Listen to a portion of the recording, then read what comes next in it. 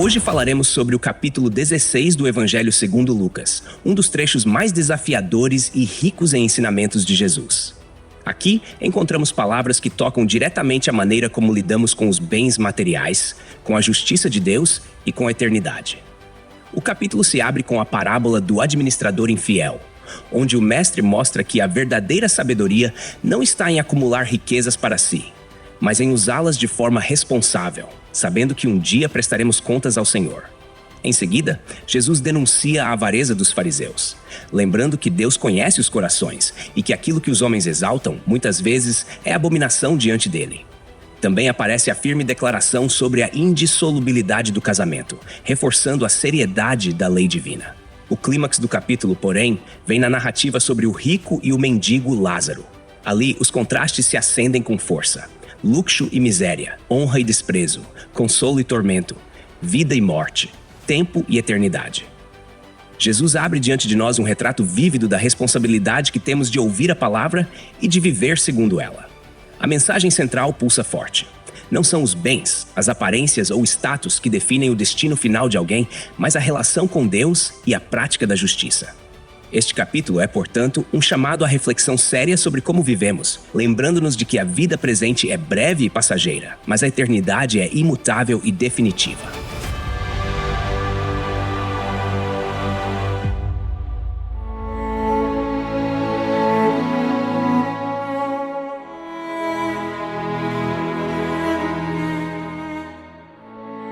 Jesus acabara de concluir uma série de ensinos onde tratava da relação entre fé, riquezas e a verdadeira confiança em Deus.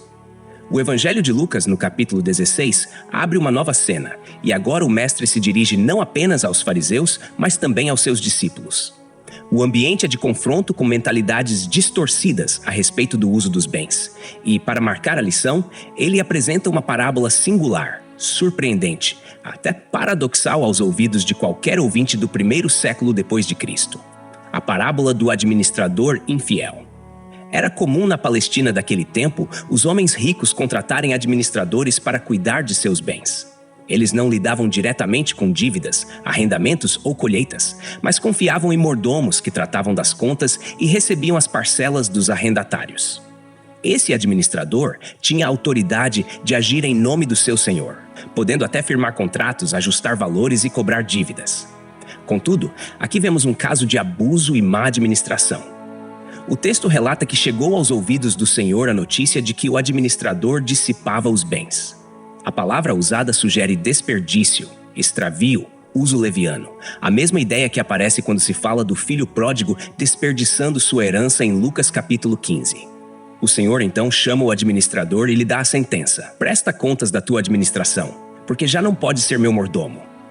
Essa frase ressoa como um julgamento imediato. O administrador, confrontado com a realidade de sua falência, entra em crise. Ele sabe que não pode cavar, pois o trabalho braçal exigiria força física que talvez não tivesse. Também não quer mendigar, pois seria uma humilhação vergonhosa para alguém que antes gozava de posição social. Ele, então, arquitetou uma solução astuta.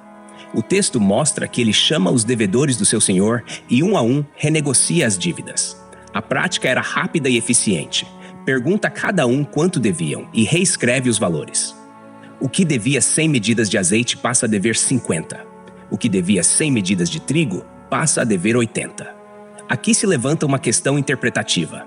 Estaria o administrador roubando novamente seu senhor ou apenas retirando os juros abusivos que havia acrescentado antes? Muitos estudiosos defendem que o sistema de arrendamento incluía taxas e acréscimos ilegais, e ao cortá-los ele estava, na verdade, devolvendo justiça à relação.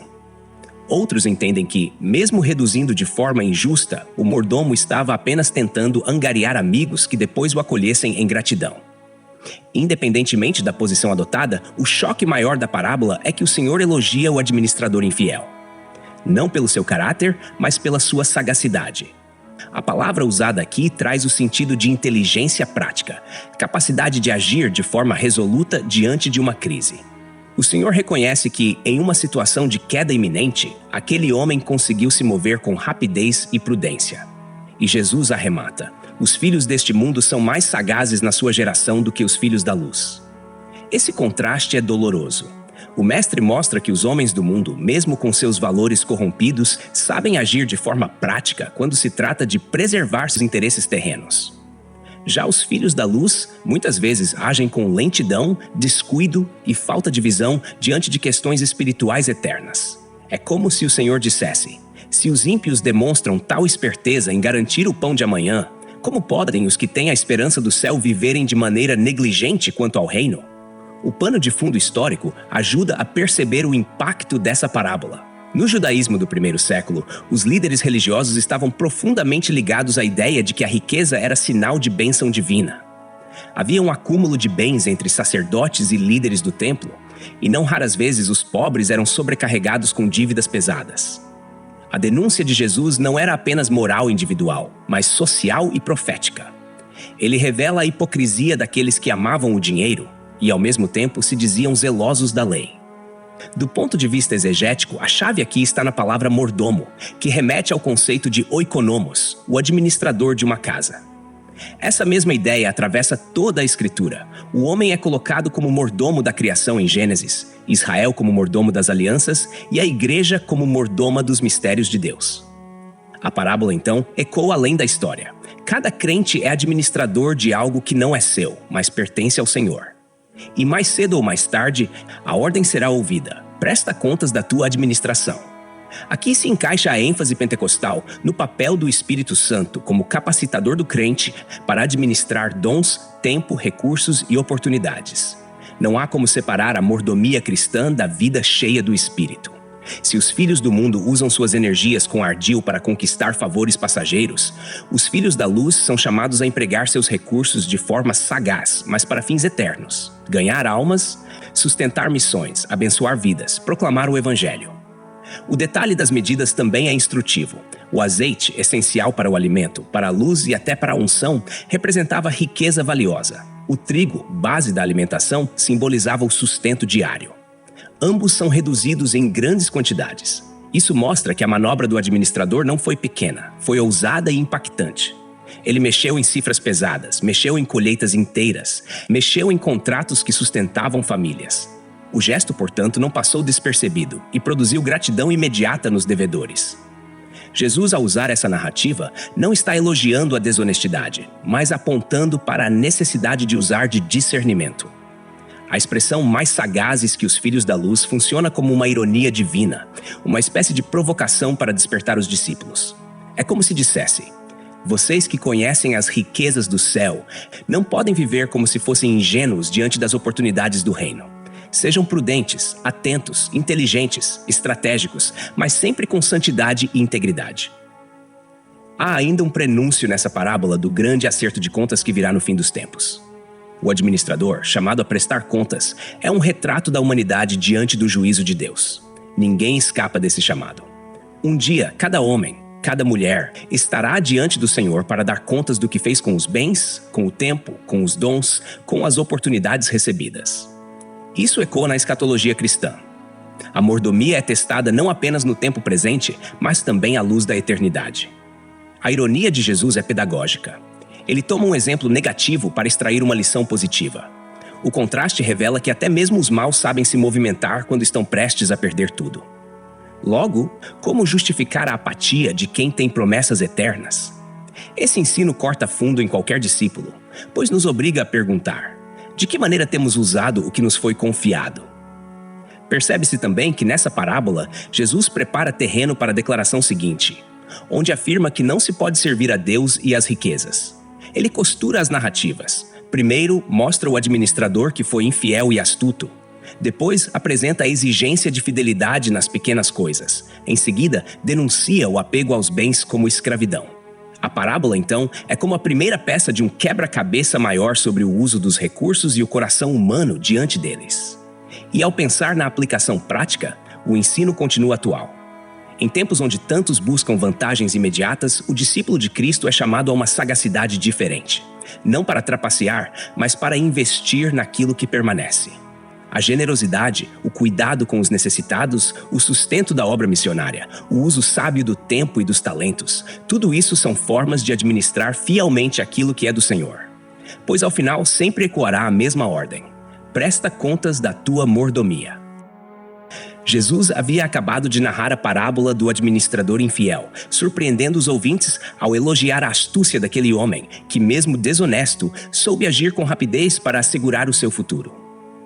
O relato, que já era paradoxal por si mesmo, ganha ainda mais força a partir do versículo 9, quando o mestre começa a aplicar a lição espiritual extraída daquela parábola. É aqui que a narrativa se transforma de ilustração em exortação direta, chamando os discípulos a refletirem sobre o uso de seus bens, sobre sua fidelidade diante de Deus e sobre a impossibilidade de servir a dois senhores. O primeiro ensino, no versículo 9, é contundente. Fazei amigos com as riquezas da injustiça, para que, quando estas vos faltarem, vos recebam eles nos tabernáculos eternos. A expressão riquezas da injustiça causa impacto imediato. Não significa que o dinheiro em si seja intrinsecamente injusto, mas que, em um mundo caído, todo o sistema financeiro está marcado por corrupção, desigualdade e egoísmo humano. Os recursos materiais são chamados assim porque pertencem a um contexto marcado pela injustiça. Contudo, Jesus não orienta a rejeição radical de tudo que é material, mas a sua utilização estratégica e redentora. É como se dissesse: já que o dinheiro faz parte de um sistema injusto, usem-no de modo sábio para promover a justiça do reino.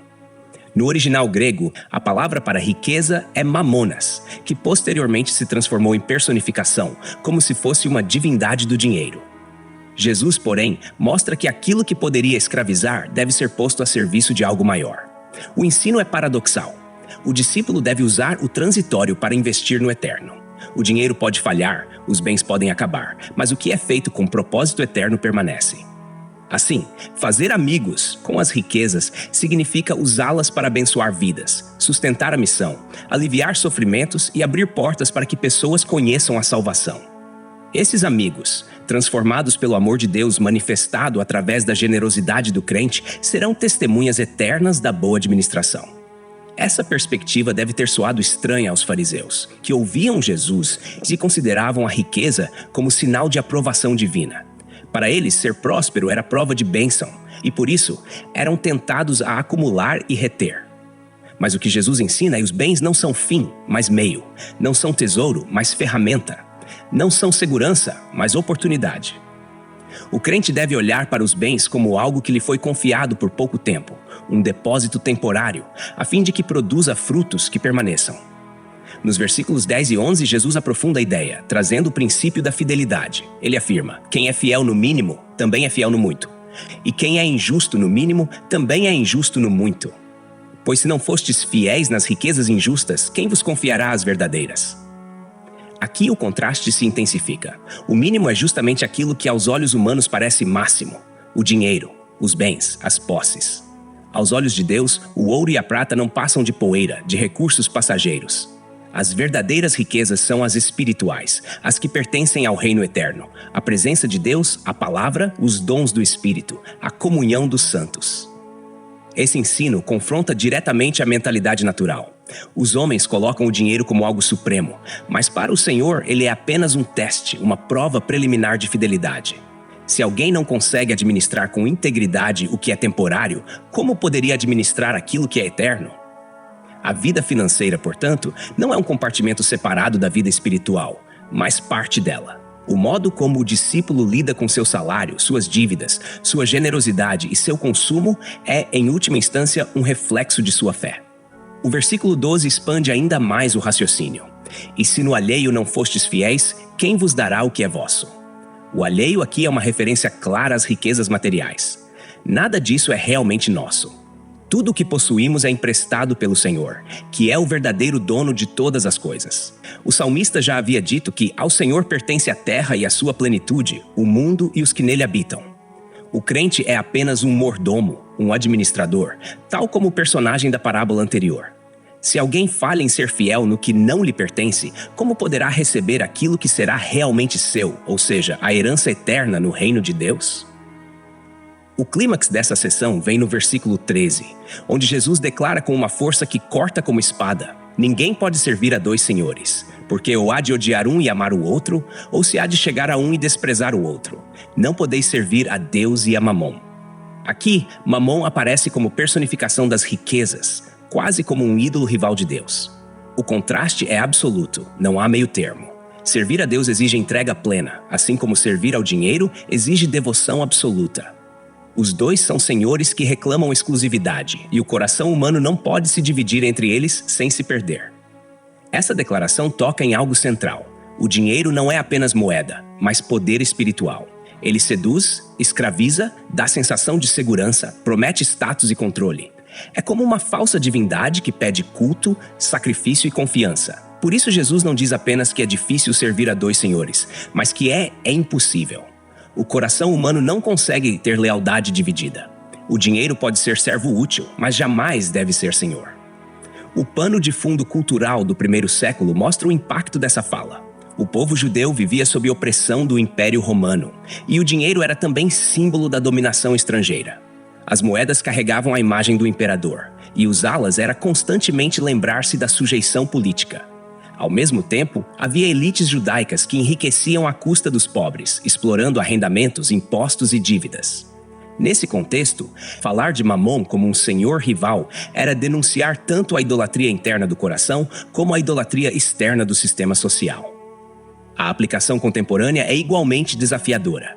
O discípulo de Cristo, em qualquer época, vive em um mundo onde Mamon continua erguido como divindade. Hoje ele se manifesta na busca desenfreada por status, consumo, acúmulo e prazer material. A palavra de Jesus ecoa como alerta. O coração humano só pode ter um trono, e esse trono pertence exclusivamente a Deus. Se o dinheiro ocupa esse lugar, mesmo que de forma sutil, a vida espiritual se torna estéril.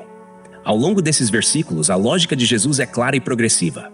Primeiro, ele mostra que o dinheiro deve ser usado para o bem eterno, não apenas para o presente. Em seguida, ensina que a fidelidade nas coisas pequenas, como os bens materiais, é requisito para receber os tesouros espirituais. Depois, revela que tudo o que possuímos é, na verdade, de Deus, e somos apenas administradores. Finalmente, estabelece que a escolha entre Deus e Mamon é radical e definitiva. Esse ensino se alinha com toda a tradição bíblica que insiste na centralidade de Deus como Senhor exclusivo. No deserto, Israel foi constantemente provado para que aprendesse que nem só de pão viverá o homem, mas de toda palavra que procede da boca de Deus. Nos profetas, a denúncia contra a idolatria frequentemente se ligava à exploração econômica e à busca insaciável por riquezas. No Novo Testamento, os apóstolos ecoam o mesmo princípio, lembrando que o amor ao dinheiro é raiz de todos os males e que a verdadeira piedade com contentamento é grande fonte de lucro. Assim, esses versículos não são apenas uma exortação moral sobre como lidar com dinheiro, mas um chamado espiritual profundo sobre quem ocupa o lugar de Senhor em nosso coração. A mordomia cristã não é apenas administração racional de bens, mas expressão de adoração. Cada escolha financeira, cada ato de generosidade ou de egoísmo, cada prioridade revelada pelo uso dos recursos é, em última instância, uma confissão de fé sobre quem, de fato, é nosso Senhor. Quando chegamos ao versículo 14 do capítulo 16 do Evangelho de Lucas, a narrativa ganha um tom ainda mais intenso, pois se revela a reação dos fariseus às palavras de Jesus sobre o uso do dinheiro e a impossibilidade de servir a dois senhores. O texto afirma que eles, sendo avarentos, ouviam todas essas coisas e zombavam dele. Essa zombaria não era apenas risada de desprezo, mas um gesto de escárnio carregado de ironia, típico daqueles que, em sua hipocrisia, se consideravam guardiões da lei, mas estavam com o coração amarrado ao dinheiro e às honras humanas. Esse detalhe é fundamental. Os fariseus não zombam porque não entenderam, mas justamente porque entenderam e se sentiram confrontados. Eles percebiam que Jesus estava minando a falsa teologia que associava riqueza com aprovação divina. Jesus, conhecendo os corações, responde de forma incisiva: Vós sois os que vos justificais a vós mesmos diante dos homens, mas Deus conhece os vossos corações, porque o que entre os homens é elevado, diante de Deus é abominação. Essa declaração desmonta a estrutura religiosa farisaica. Os fariseus buscavam reconhecimento humano, se justificavam perante a sociedade com longas orações, jejum aparente e ostentação de esmolas. Entretanto, diante de Deus que sonda os segredos mais íntimos, todo esse teatro era repugnante. A palavra usada para abominação no grego traz o peso de algo detestável, algo que causa repulsa ao Senhor. Assim, aquilo que o homem aplaudia, como a prosperidade e a aparência de piedade dos fariseus, era visto pelo céu como idolatria e vaidade. o versículo 16 continua o ensino e traz um ponto decisivo. A lei e os profetas duraram até João. Desde então, o reino de Deus é anunciado, e todo homem emprega força para entrar nele. Essa frase é densa e cheia de implicações. O Senhor estabelece um marco histórico. Com João Batista se encerra um período e se inaugura outro. A lei e os profetas representavam toda a revelação de Deus no Antigo Testamento, preparando o povo para o Messias. João Batista, como a voz que clamava no deserto, é o elo de transição, o último dos profetas do Antigo Concerto e, ao mesmo tempo, o arauto do Novo. A partir dele, o reino de Deus é proclamado não mais em sombras e figuras, mas em sua realidade encarnada na pessoa de Jesus Cristo. O detalhe surpreendente é a frase: todo homem emprega força para entrar nele. No grego, o termo usado transmite a ideia de esforço intenso, até mesmo de violência. Esse mesmo ensino aparece em Mateus capítulo 11, versículos 12 e 13. Desde os dias de João Batista até agora, o reino dos céus é tomado por esforço, e os que se esforçam se apoderam dele. Porque todos os profetas e a lei profetizaram até João.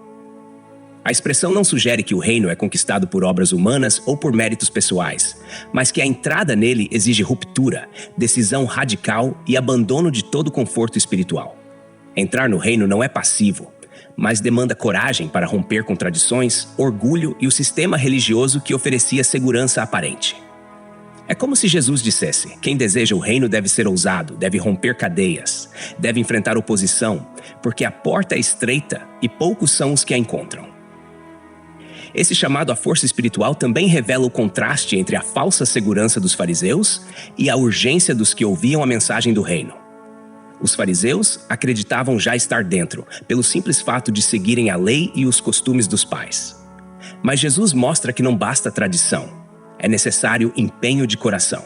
Aqueles que ouviam João Batista e corriam ao deserto para serem batizados estavam literalmente rompendo com estruturas religiosas rígidas para se submeterem a uma palavra de arrependimento. Essa disposição era vista como violência espiritual. Não contra pessoas, mas contra as fortalezas da incredulidade e do orgulho humano. No versículo 17, Jesus completa a lição com uma afirmação de peso. É mais fácil passar o céu e a terra do que cair um tio da lei. Aqui há um equilíbrio necessário. O Senhor já havia dito que a lei e os profetas duraram até João, mas isso não significa que a lei perdeu sua validade moral ou que o Antigo Testamento foi descartado. O que acontece é que sua função como sistema de sombras, rituais e preceitos cerimoniais encontra cumprimento em Cristo. A menor parte da lei, representada pelo tio, um pequeno traço usado nas letras hebraicas, não perderá sua validade até que tudo se cumpra. Essa palavra de Jesus confirma a fidelidade absoluta de Deus à sua revelação e mostra que a chegada do reino não anula a lei, mas a planifica. Esse ponto é fundamental para compreender a tensão daquele momento histórico. Os fariseus se apegavam à lei como instrumento de autojustificação. Jesus, porém, demonstra que a lei não foi dada para exaltar o homem, mas para apontar para o Messias e revelar a incapacidade humana de alcançar justiça própria. A zombaria dos fariseus, portanto, não era apenas contra Jesus, mas contra a própria essência da revelação divina. Eles rejeitavam a luz do reino que havia chegado porque estavam cegos pela vaidade de suas interpretações. Do ponto de vista hermenêutico, esse trecho revela a transição da história da salvação. Há uma linha que divide eras. Antes de João, tudo era preparação. A partir dele, começa a manifestação. O reino não surge como continuação simples da lei, mas como seu cumprimento. Isso mostra que a graça não é antítese da lei, mas sua realização plena. O esforço para entrar no reino é, em última instância, resposta à graça divina que abre as portas, mas exige que o homem abandone suas pretensões e se renda. O contexto cultural também é importante. No primeiro século, muitos judeus esperavam um Messias político que estabelecesse um reino terreno. Mas Jesus falava de um reino espiritual, que não se via com olhos humanos, mas que exigia transformação interior. Entrar nele era como ir contra a corrente, enfrentar zombaria, renunciar a privilégios e colocar Deus acima das tradições humanas. Por isso era necessário esforço, não físico, mas espiritual, um embate interno contra a carne e externo contra os sistemas do mundo. A partir dessa passagem, compreende-se que o reino não pode ser tratado com indiferença. Ele é urgente, exige decisão e não permite neutralidade. A zombaria dos fariseus mostra o coração que rejeita o chamado, enquanto a resposta de Jesus mostra que Deus não se impressiona com aparências, mas olha para a sinceridade da alma.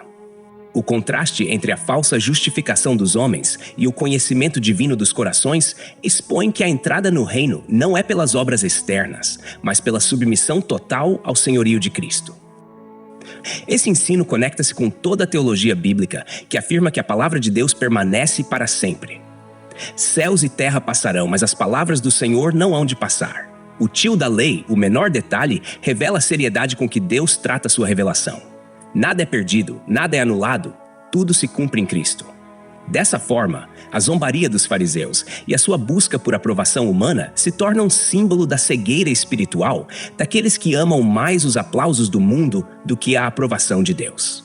E em contrapartida, os que empregam força para entrar no reino representam os que estão dispostos a romper com tudo isso para receberem a vida eterna.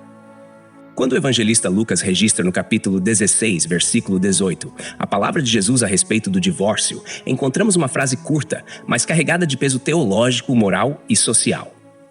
Jesus declara que todo aquele que se divorcia de sua mulher e casa com outra comete adultério, e aquele que casa com a repudiada também comete adultério. Não é apenas uma sentença ética, mas uma retomada da intenção original de Deus para o matrimônio, em confronto direto com as distorções que a tradição rabínica havia introduzido ao longo dos séculos. No tempo de Jesus, o divórcio era um tema amplamente debatido entre as escolas rabínicas.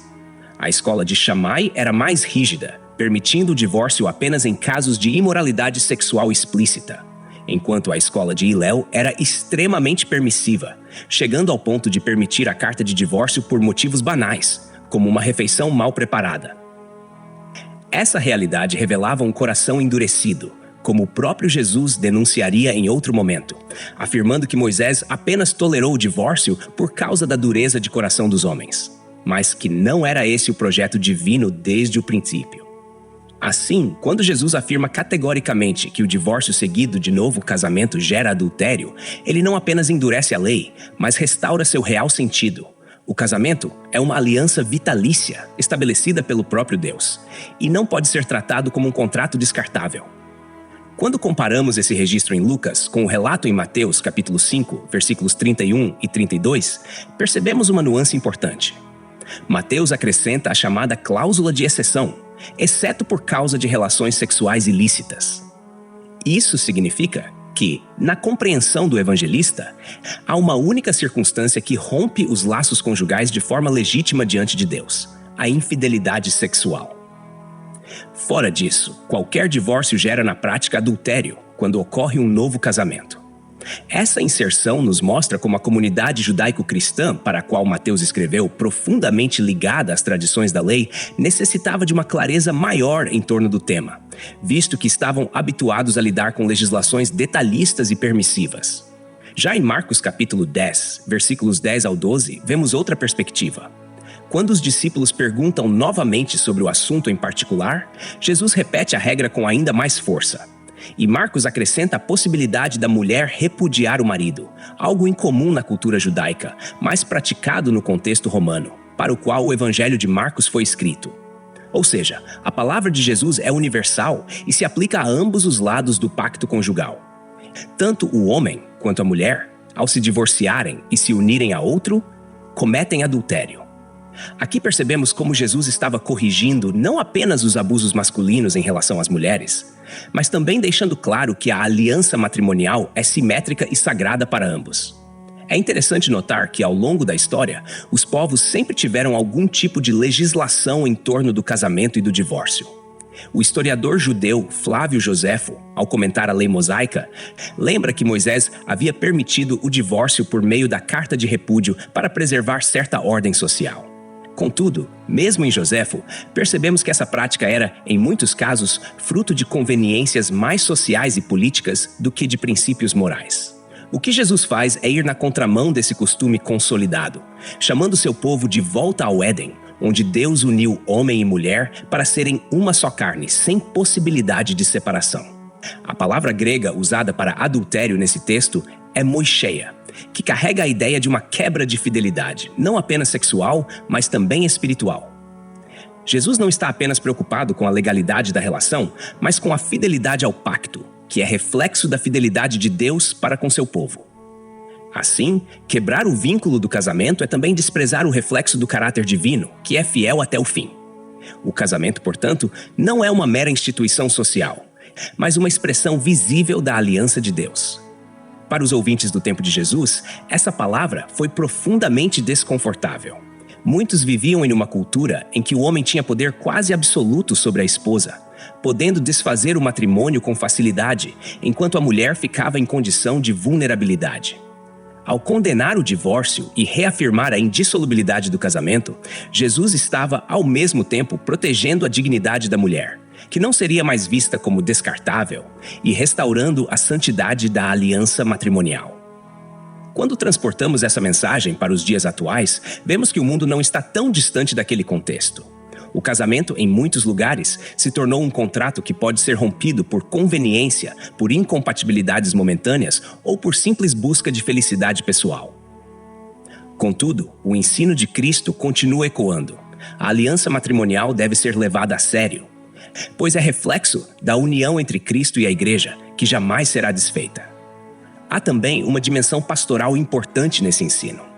Ao mesmo tempo em que Jesus estabelece um padrão elevado, é necessário lembrar que ele não fala para condenar, mas para resgatar. A graça que perdoa o pecador também alcança os que falharam no casamento. A rigidez do mandamento não anula a misericórdia de Deus, mas nos chama a entender que o ideal divino deve ser buscado com seriedade, mesmo diante das quedas humanas. O ensino de Jesus sobre o divórcio, portanto, não pode ser lido isoladamente, mas em harmonia com todo o restante do seu evangelho. Ele fala de fidelidade, de compromisso, de renúncia, de perseverança e, sobretudo, de amor. Assim como Cristo não abandona sua noiva, a Igreja, também o casamento terreno deve refletir essa fidelidade inquebrantável. E quando compreendemos isso, vemos que a questão não é apenas evitar o divórcio, mas cultivar diariamente um amor que espelha o amor de Cristo. No Evangelho segundo Lucas, capítulo 16, a partir do versículo 19, encontramos uma das parábolas mais vívidas e dramáticas que Jesus pronunciou. Ele nos apresenta duas figuras contrastantes. Um homem rico, que se vestia de púrpura e linho finíssimo e se banqueteava esplendidamente todos os dias, e um mendigo chamado Lázaro, coberto de chagas, que jazia à porta daquele homem, desejando alimentar-se com as migalhas que caíam da mesa. O quadro é quase cinematográfico, carregado de detalhes que não apenas narram uma situação social, mas expõem uma realidade espiritual. A escolha de mencionar que o rico se vestia de púrpura é carregada de simbolismo. A púrpura, obtida a partir de um molusco marinho e usada como pigmento em tecidos, era raríssima e caríssima, sendo símbolo de realeza, riqueza e ostentação.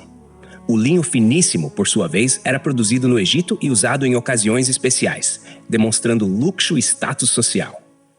Jesus desenha o retrato de alguém que vivia no extremo da abundância, cercado de privilégios e prazeres. Em contrapartida, o mendigo Lázaro, cujo nome significa Deus é o meu auxílio, é apresentado como alguém que não possuía nada além de seu sofrimento e sua fé implícita. Ele não apenas mendigava pão, mas estava do lado de fora, segregado, invisível, ignorado pela abundância que se concentrava na casa do rico. Os cães que lambiam as feridas de Lázaro representam na cultura judaica impureza e degradação. O que o rico desprezava, os cães se aproximavam para aliviar. Aqui, Jesus não apenas descreve uma cena de miséria, mas coloca em contraste a compaixão de animais considerados impuros com a dureza de um coração humano, que apesar de ter tudo, não moveu um dedo para socorrer quem estava à sua porta. Esse detalhe expõe a profundidade da cegueira espiritual de quem vive voltado apenas para si mesmo. A narrativa ganha outro tom quando ambos morrem. O mendigo é levado pelos anjos ao seio de Abraão, uma expressão usada para indicar o descanso eterno junto dos justos, enquanto o rico é sepultado e em tormentos no Hades levanta os olhos e vê ao longe Abraão e Lázaro em seu seio. Aqui o contraste se inverte. O mendigo é exaltado, o rico é humilhado. O Hades, na cultura judaica do período intertestamentário, era compreendido como o lugar dos mortos, dividido em duas partes, uma de descanso para os justos e outra de tormento para os ímpios.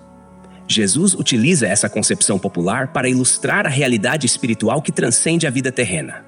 O rico, em meio às chamas, clama por misericórdia.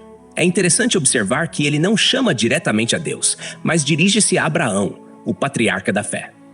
Pede que Lázaro molhe a ponta do dedo em água para refrescar-lhe a língua. O homem, que nunca ofereceu migalhas, agora implora por uma gota. Esse detalhe mostra a inversão completa da situação. O que antes parecia irrelevante, agora se torna de valor inestimável. O diálogo que se segue, porém, é revelador. Abraão o chama de filho, mostrando que sua condenação não é fruto de falta de identidade étnica ou pertencimento ao povo de Israel, mas consequência de uma vida marcada pela indiferença. Ele havia recebido bens em vida, mas não se voltou para a eternidade. Já Lázaro, que sofreu males, agora é consolado. O texto reforça que há um abismo fixo entre os dois lados, impossibilitando a passagem ou alívio. A realidade pós-morte não permite ajustes. O destino é selado pelas escolhas feitas em vida. Esse ensinamento de Jesus deve ser lido em conexão com os versículos anteriores do mesmo capítulo, onde ele tratou do uso das riquezas, da fidelidade no pouco, da impossibilidade de servir a Deus e as riquezas, e das acusações contra os fariseus amantes do dinheiro. Ou seja, essa parábola não é isolada. Ela é uma ilustração prática do perigo de viver centrado na abundância material sem enxergar as demandas espirituais. Ainda que o foco central aqui seja a parábola do rico e Lázaro, não podemos esquecer que esse ensinamento se encontra no mesmo contexto em que Jesus havia falado, em Mateus capítulo 5, versículos 31 e 32, sobre a seriedade do casamento e a questão do divórcio, e também em Marcos capítulo 10, versículos 10 ao 12. Ambos os temas, o matrimônio e as riquezas, apontam para a mesma essência. A vida diante de Deus não pode ser tratada com leviandade. No casamento, o pacto reflete a fidelidade divina. Nas riquezas, o uso delas revela o coração diante de Deus e do próximo. O divórcio banalizado e a vida luxuosa indiferente ao sofrimento alheio são faces da mesma dureza de coração que ignora a aliança e despreza a compaixão. No fundo, tanto o ensino sobre o matrimônio quanto a parábola do rico e Lázaro expõem a seriedade das escolhas humanas e sua relação com a eternidade. A palavra de Jesus desconstrói qualquer ilusão de que a vida pode ser vivida apenas sob critérios humanos de conveniência. Assim como o divórcio rompe uma aliança instituída por Deus e gera consequências espirituais, também a indiferença diante da miséria rompe o mandamento do amor ao próximo e expõe o coração à condenação eterna. Quando olhamos para o detalhe do rico clamando por uma gota de água, compreendemos que não se trata apenas de punição, mas de revelação. O homem que viveu saciando todos os seus desejos terrenos, agora experimenta uma sede que não pode ser aplacada. A sede aqui é símbolo da alma que rejeitou a fonte de água viva durante a vida.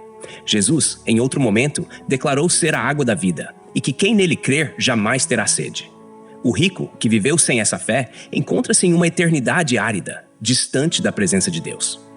Esse contraste nos faz perceber que o verdadeiro valor da vida não está naquilo que possuímos, mas em como respondemos ao chamado divino e ao próximo necessitado. O rico teve a oportunidade de amar, de compartilhar, de ser instrumento de bênção, mas preferiu o conforto momentâneo. Lázaro, mesmo sem nada, manteve sua esperança em Deus, e seu nome, que significa Deus é auxílio, se cumpriu plenamente na eternidade. Percebe-se então que essa parábola é mais do que um alerta moral, é uma revelação escatológica. Jesus mostra que a eternidade é consequência direta das escolhas feitas no presente. O abismo intransponível entre o rico e Lázaro não é arbitrário, mas resultado de vidas que seguiram caminhos opostos. Um se entregou ao egoísmo das riquezas, outro ao amparo divino em meio à dor. Um ignorou a lei e os profetas, o outro confiou na promessa da salvação. E assim o texto segue, nos conduzindo para uma reflexão cada vez mais profunda sobre como a fé, as riquezas, o pacto matrimonial e a compaixão estão entrelaçados em uma visão do reino de Deus que ultrapassa o imediatismo humano. Hoje nos deparamos com uma das narrativas mais impactantes e ao mesmo tempo mais desafiadoras do Evangelho segundo Lucas, capítulo 16, dos versículos 25 ao 31, onde a cena da eternidade se abre diante de nós como um palco vivo, cheio de contrastes, tensões e revelações. O relato do rico e do mendigo não é apenas uma parábola para comover ou assustar. É um ensinamento que atravessa séculos, confrontando corações e mentes. Até aqui, vimos que o rico desfrutava de seus banquetes diários, vestindo-se de púrpura e linho finíssimo, enquanto o mendigo, chamado Lázaro, jazia coberto de chagas à sua porta, ansiando por migalhas. Essa tensão entre luxo e miséria já preparava o terreno para um desfecho inevitável e dramático. Mas agora, o texto nos transporta para além da morte, para o cenário invisível da eternidade, onde as posições se invertem e os papéis se definem diante do tribunal divino. No versículo 25, Abraão responde ao clamor do rico, que pedia alívio em meio ao tormento. Filho, lembra-te de que recebeste os teus bens em tua vida, e Lázaro igualmente os males. Agora, porém, aqui ele é consolado, e tu estás em tormentos. A resposta de Abraão é carregada de solenidade e justiça. A palavra lembra-te não é casual. É como se Abraão dissesse: traga à memória o modo como viveu, as escolhas que fez, a inversão de valores que marcou sua existência. No contexto judaico, a memória tinha peso de juízo, pois recordar-se de algo era reconhecer as consequências de seus atos. Não era apenas recordar, mas confrontar-se com a verdade que não pode ser negada. O rico não está ali por acaso, mas por sua decisão de viver para si mesmo, fechado ao sofrimento do próximo, impermeável às oportunidades de praticar justiça. Percebe-se aqui uma tensão com a visão que muitos judeus possuíam naquele tempo. Associavam riqueza à bênção divina e pobreza ao castigo.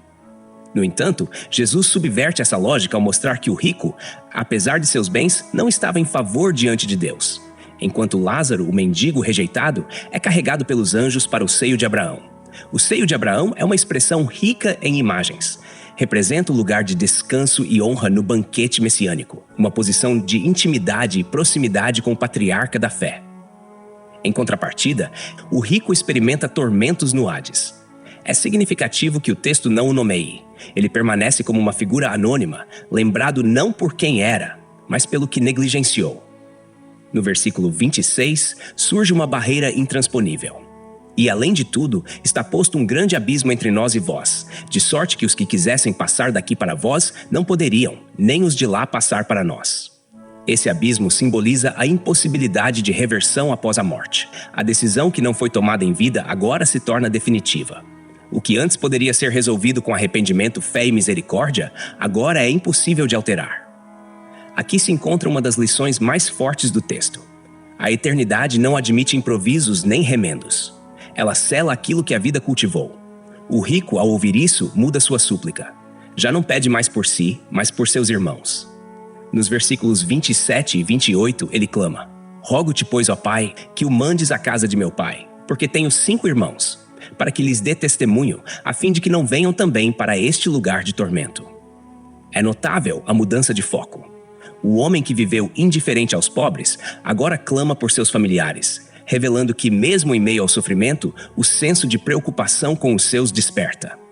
Porém, mesmo nesse pedido, percebe-se sua incompreensão. Ele imagina que um morto ressuscitado poderia ter mais autoridade do que as escrituras já reveladas. Abraão responde no versículo 29, tem Moisés e os profetas? Ouçam-nos. Aqui, a centralidade da revelação escrita se impõe. O testemunho da lei e dos profetas já era suficiente para conduzir à vida eterna. A palavra de Deus não carece de complementos mirabolantes ou aparições sobrenaturais para ser eficaz. A incredulidade não está na falta de sinais, mas na dureza do coração que rejeita a verdade já dada.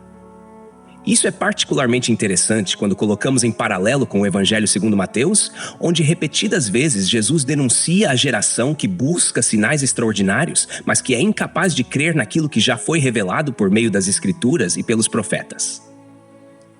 No versículo 30, o rico insiste: não, pai Abraão, mas se alguém dentre os mortos for ter com eles, arrepender-se-ão. Essa resposta é reveladora. Ela mostra a incredulidade profunda que não confia na suficiência da palavra, mas exige sempre algo a mais. Essa mentalidade estava presente nos líderes religiosos do tempo de Jesus, que mesmo diante de milagres e sinais extraordinários, permaneciam endurecidos. Não é à toa que o próprio Evangelho de João registra que, mesmo depois da ressurreição de Lázaro, outro Lázaro, amigo de Jesus, muitos ainda não creram. O milagre por si só não gera fé. É necessário o coração aberto à revelação divina. O versículo 31 conclui a cena com uma sentença definitiva de Abraão. Se não ouvem a Moisés e aos profetas, tampouco se deixarão persuadir, ainda que algum dos mortos ressuscite. Esta palavra ecoa como uma advertência séria. O testemunho das Escrituras é absoluto e suficiente. A fé não se apoia em sinais externos, mas na revelação de Deus. É como se o texto já apontasse profeticamente para a ressurreição de Cristo. Pois mesmo após esse evento glorioso, muitos permaneceram incrédulos. A ressurreição não convenceu os corações endurecidos. Apenas aqueles que se renderam à palavra foram transformados. O contraste entre o rico e Lázaro não é apenas sobre status social, mas sobre posturas diante da vida e de Deus. Enquanto um confiou em suas riquezas e fechou os olhos à miséria, o outro, mesmo em sofrimento, permaneceu à mercê da graça. É significativo notar que Lázaro significa Deus ajuda, e isso sintetiza toda a sua história. Ele não tinha nada, mas tinha Deus. O rico tinha tudo, menos a Deus. E ao final, o que parecia sólido se desfez como fumaça e o que parecia frágil se revelou eterno.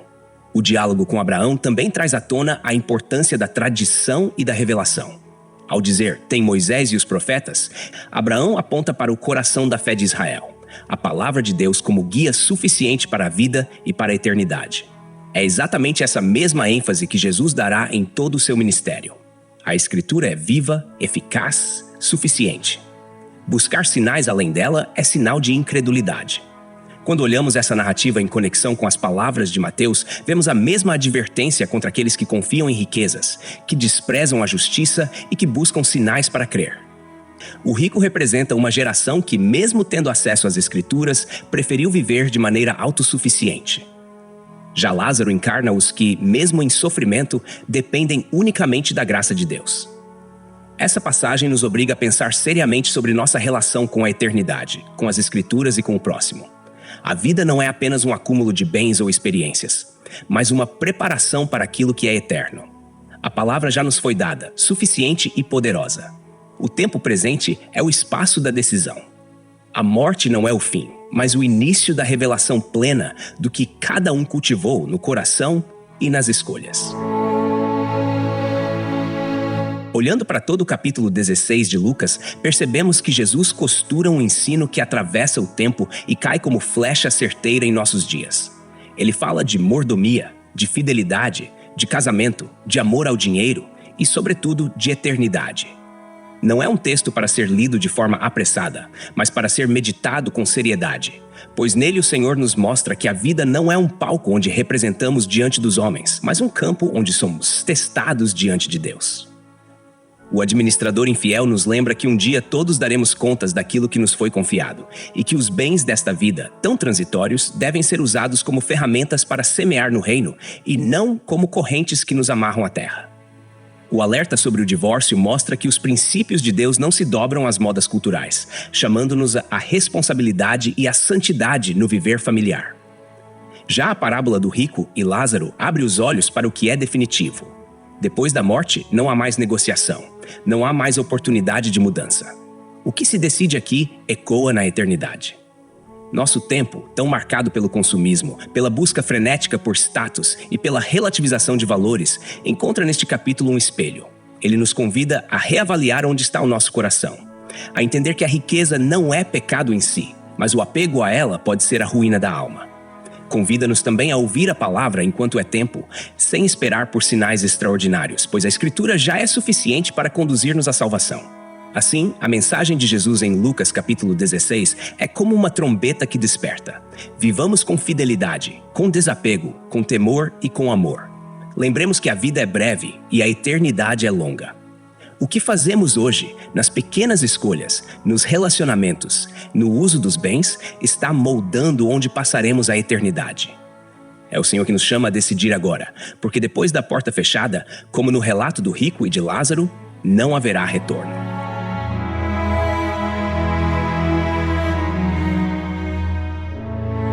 Texto e produção Douglas Vieira. Música por 50sounds.com. Faixa For a Reason. Voz por ChatGPT 4.0. Tipo Ember. Bibliografia. Comentários expositivos Hernandes Dias Lopes, editora Agnos. Comentário bíblico Matthew Henry, editora CPAD. Antigo e Novo Testamento interpretado versículo por versículo Russell Norman Champlin, editora Agnos. Charles Spurgeon, Os Tesouros de Davi, editora CPAD.